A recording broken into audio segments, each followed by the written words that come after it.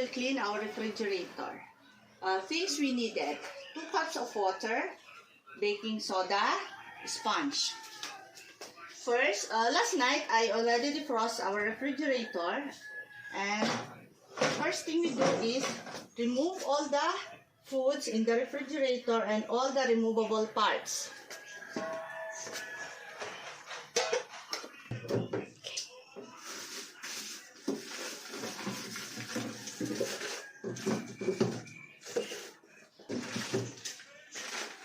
Okay, now we will remove all the removable parts of the refrigerator.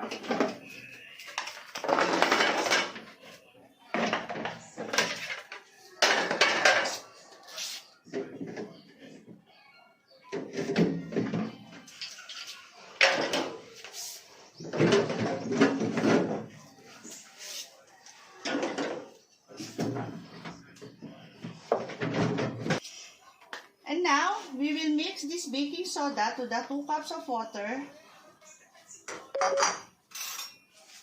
Dissolve it.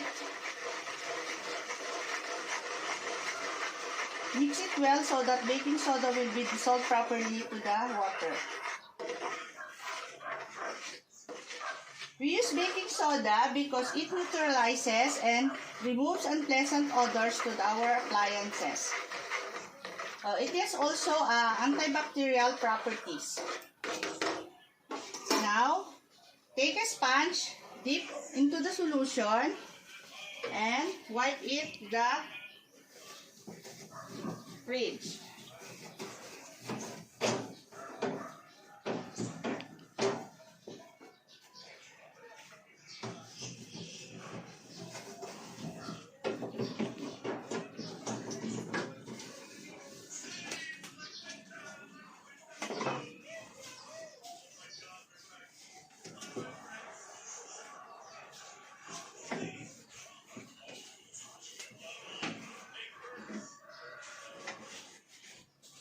Clean all walls properly.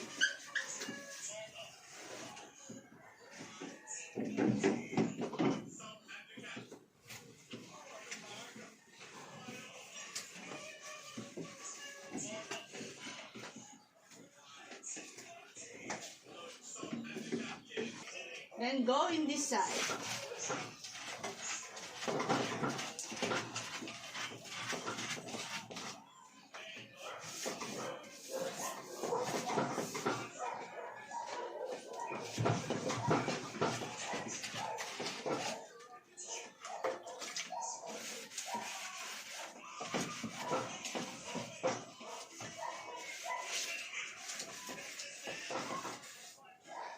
After wiping all the parts of the refrigerator, leave it for 5 minutes.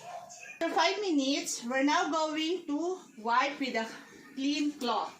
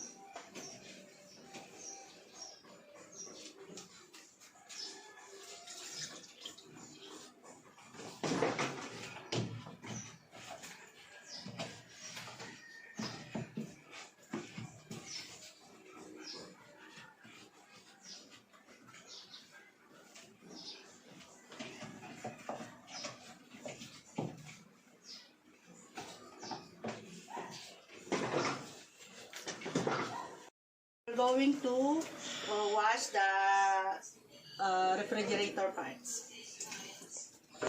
I put some amount of water and I pour some small amount of liquid soap. Just wipe with the sponge.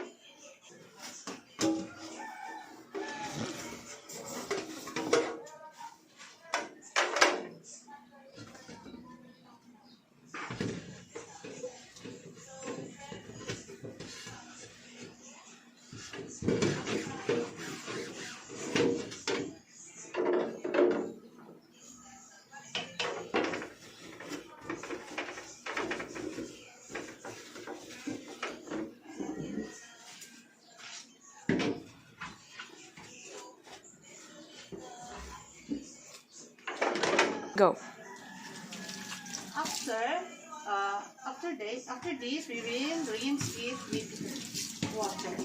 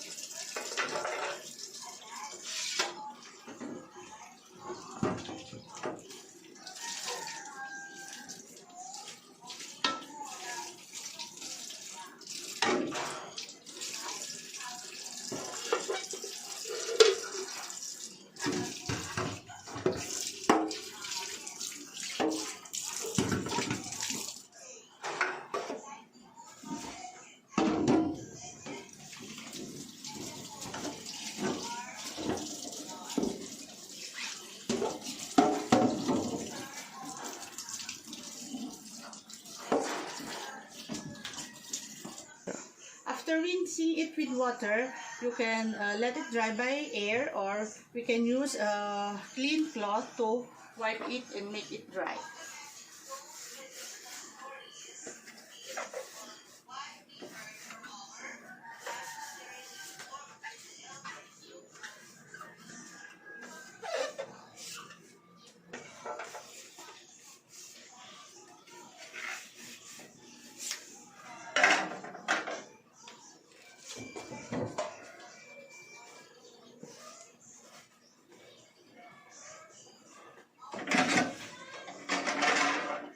Just wipe with a dry cloth to remove the excess water.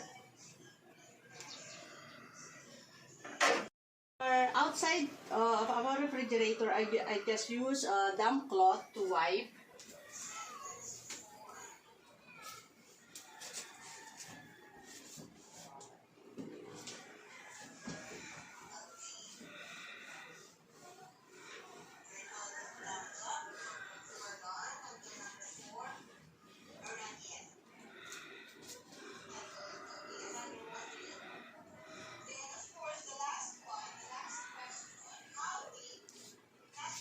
And wipe also in the other side. And after it, our ref is now clean and we are ready to use it. We will clean our refrigerator. Things we needed: 2 cups of water, baking soda, sponge. First, last night I already defrosted our refrigerator, and first thing we do is remove all the foods in the refrigerator and all the removable parts.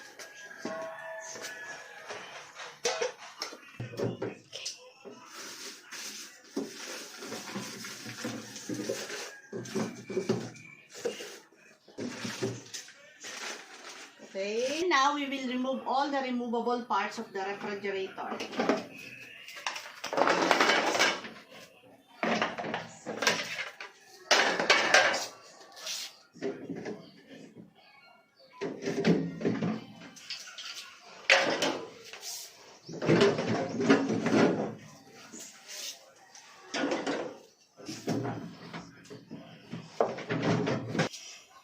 And now, we will mix this baking soda to the 2 cups of water. Dissolve it. Mix it well so that baking soda will be dissolved properly to the water.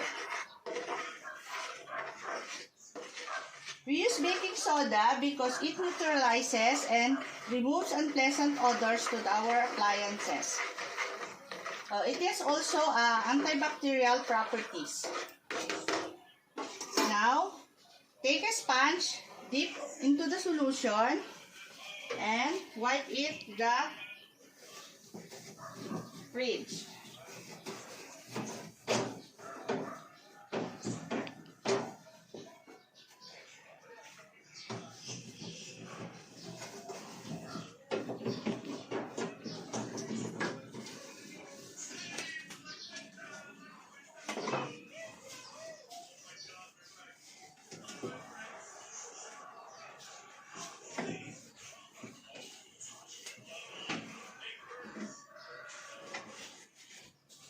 Clean all walls properly.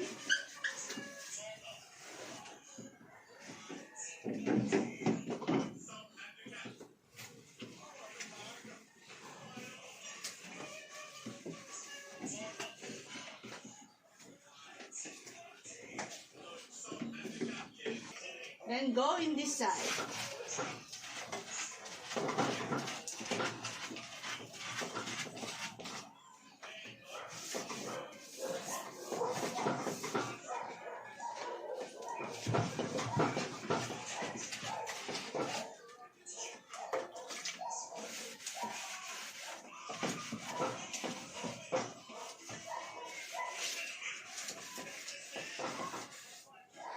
After wiping all the parts of the refrigerator, leave it for 5 minutes. After 5 minutes, we're now going to wipe with a clean cloth.